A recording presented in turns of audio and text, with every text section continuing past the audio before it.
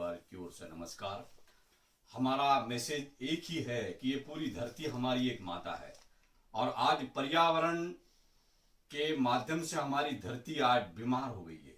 गायत्री परिवार का एक ही लक्ष्य है कि इस धरती पर, इस प्लैनेट पर रहने वाले सभी लोग सुखी रहें, उसके मन में शांति हो, परिवार में उनके शांति हो। ये एक उद्देश्य है।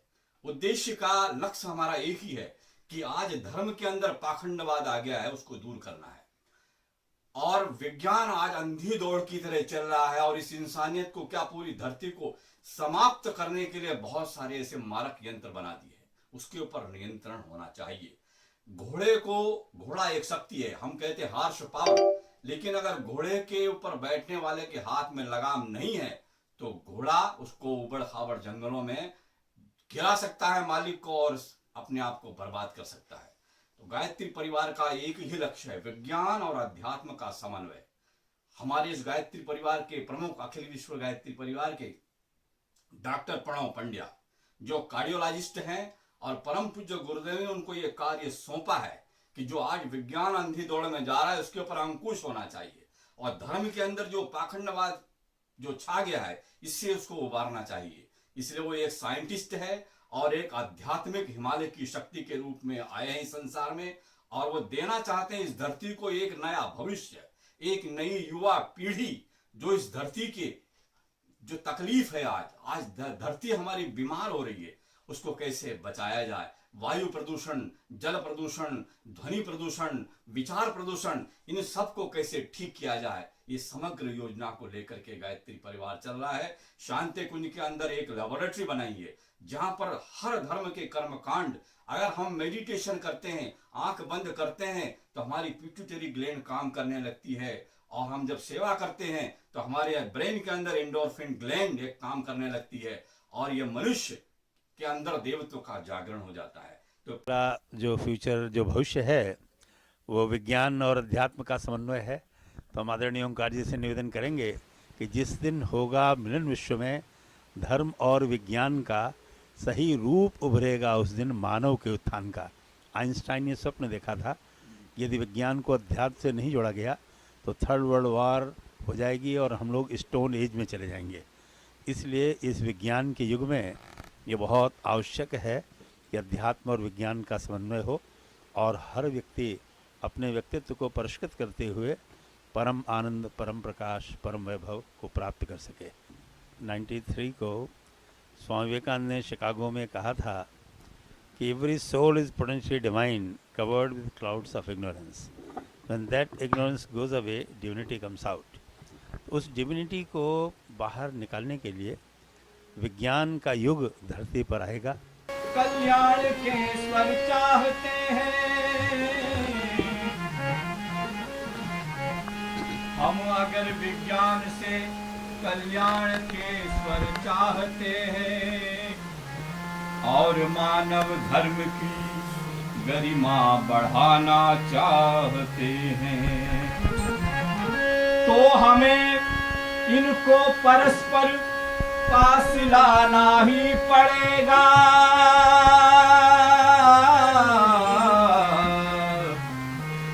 धर्म को विज्ञान का पूरक बनाना ही पड़ेगा। सही रूप उभरेगा उस दिन मानव के उत्थान का, जिस दिन होगा मिलन विश्व में। भली भांति और उसका प्रतिकार करने के लिए सूक्ष्म दृष्टि देखिए और अपनी लक्ष्मण की मर्यादा रेखा न लांघिए, क्योंकि रावण आजकल जानते किस रूप में आ रहा है कि वेश, वाणी, तत्व, दर्शन। कभी बैंकॉक में जाइए तो जो थाईलैंड के राजा का पुराना महल दिखाया जाता है उसके चारों तरफ 256 गरुड़ बने हैं और गाइड से पूछिए गरुड़ क्यों बने हैं तो कहता है in our culture king is considered as incarnation of Hindu god Vishnu and since Garuda is the vehicle of Vishnu so entire palace is designed in such a way as if it is situated on the back of Garuda. आप बताइए, ये हमारा विस्तार और इतना ही नहीं है। Space में हम इस धरती तक सीमित नहीं है। हम वो पहली संस्कृति हैं जिसने तारों की भाषा दुनिया को सिखाई, जिसने नक्षत्रों को संज्ञा दी, जिसने आकाश से गंगा निकाली और जिसने सागर पर सेतु बनाया। मैं तो यह भी पूछना चाहता हूं मेरे भाई, जिन लोगों को लगता हो कि यह कल्पना है, वैसे तो वो आपके अज्ञान के कारण कल्पना लगती, जैसे बहुत सी चीजें विज्ञान की आज से 100-150 साल पहले कल्पना लगती थी, पर उनसे पूछ लो कि भाई ऐसी कल्पना भी तुम क्यों नहीं कर पाए? उसके लिए भी तो इतनी विराट दृष्टि चाहिए कि आप आकाश गंगा तक सोच सकें। तो इससे आप समझिए कि स्पेस में हमारा विस्तार कहां तक था। अब टाइम पे आई गणित की जो खोज है, वैसे तो बहुत सारी चीजें थी जो अंग्रेजों के आने के बाद छुपा दी गई, क्वाड्रेटिक इक्वेशन हो, अलजेब्रा हो, ट्रिग्नोमेट्री हो, ये सारी चीजें। मगर एक ऐसी चीज है जो कमोबेश सभी लोग मानते हैं, चलो ये तो मान ही लेते हैं कि भारत ने दिया। वो क्या था? शून्य।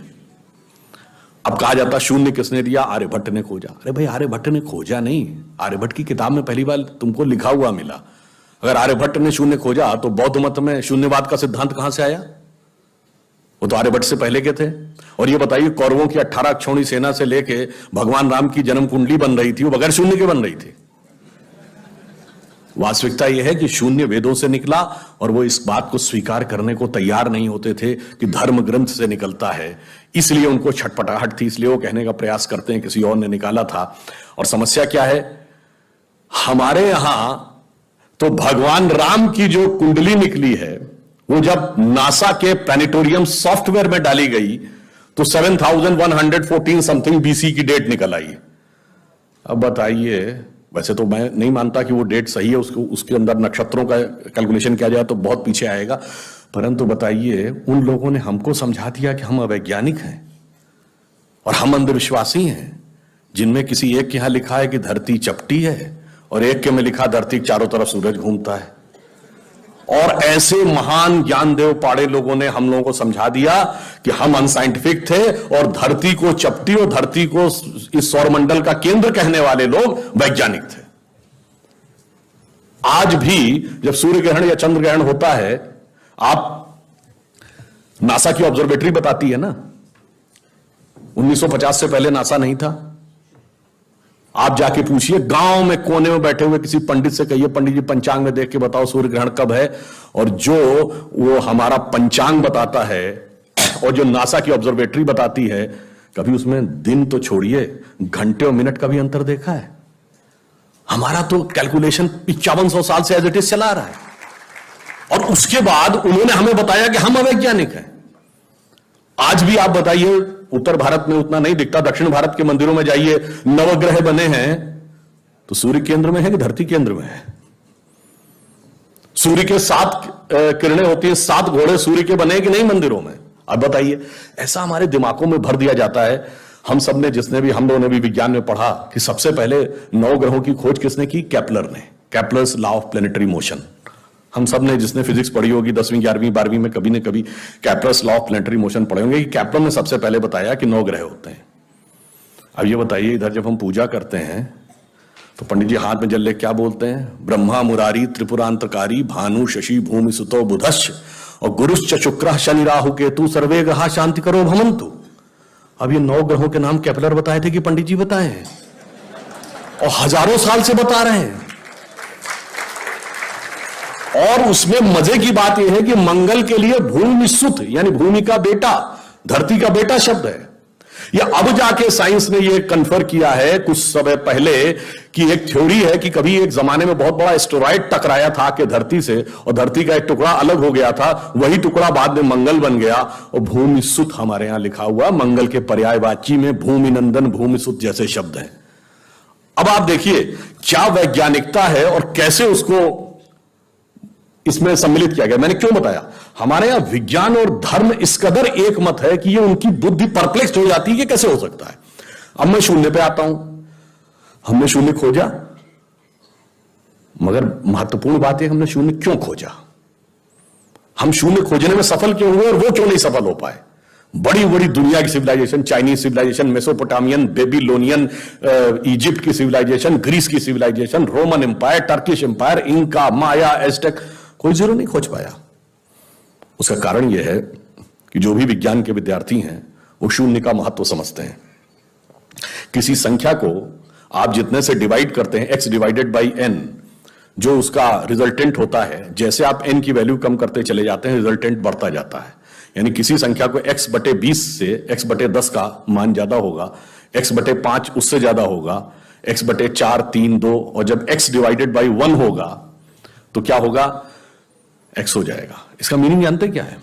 अब मैं आपको बताता हूं ये किस ढंग से हमारे व्यवहारिक जीवन और चेतना का हिस्सा था। आप लोग कभी ये सोचिए कि आपको जीवन में क्या अच्छा लगता है और अच्छा लगना क्या है। मैं बिल्कुल साइंटिफिक एक्सप्लेनेशन की बात कर रहा हूं कि सबसे बड़ी साइंटिफिक खोज 21वीं सदी की जो यूरोप की सन लेबोरेटरी में हुई है, जो हिग्स बोसॉन है, जिसे नॉर्मल भाषा में गॉड पार्टिकल कहते हैं, उसकी लॉबी में जाइए तो तांडव करते हुए शिव की मूर्ति लगी है, नटराज की वह मूर्ति जो तंजावुर में प्राप्त हुई थी। और उसके नीचे ऑस्ट्रियन साइंटिस्ट फिट्जे कैपरा का कोट लिखा हुआ है, जिसने बड़ी फेमस किताब लिखी थी द ताओ ऑफ फिजिक्स। अगर आप लोगों ने वो सुना, इस किताब का नाम सुना हो, उसमें वो कहता है क्यों लगी है वहां पे भगवान शिव की मूर्ति। उसने कहा because the परपीचुअल creation and destruction of universe is like the cosmic dance of Shiva. Ram काव्य के रचयिता महर्षि वाल्मीकि थे, और आज वाल्मीकि समाज किस कैटेगरी में माना जाता है? शेड्यूल कास्ट में।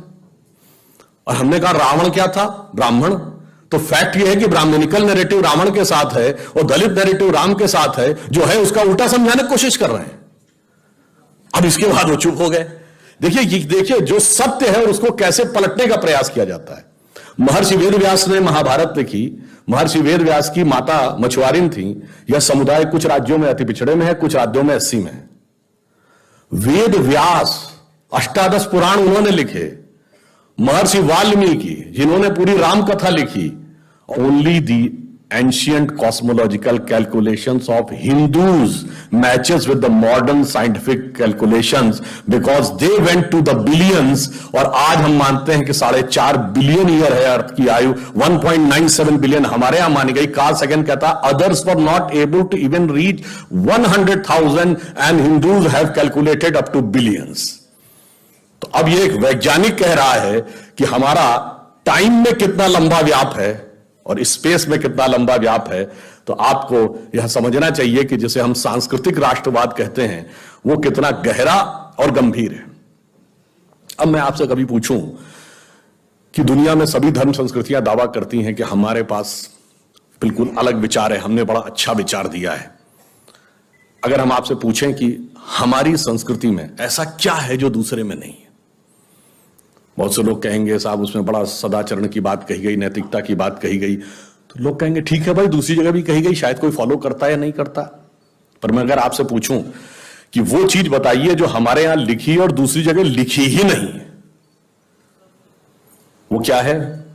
आप सबने नाम सुना होगा Vedic mathematics. Have you ever heard of mathematics as a part of religious text? ये सिर्फ हमारे यहां है। गणित धार्मिक पुस्तक का हिस्सा है। Ayurveda medical science, it is globally accepted as a structured medical science, by name itself is a part of Vedas. Medical science धर्म ग्रंथ का हिस्सा हो, गणित धर्म ग्रंथ का हिस्सा हो, ये दुनिया में कहीं नहीं, बाकी जगह विज्ञान और गणित का धर्म से संघर्ष है। हमारे यहां वो धर्म ग्रंथ से उद्भूत हो रहे हैं। ये फंडामेंटल डिफरेंस है हमारे और उनके बीच में।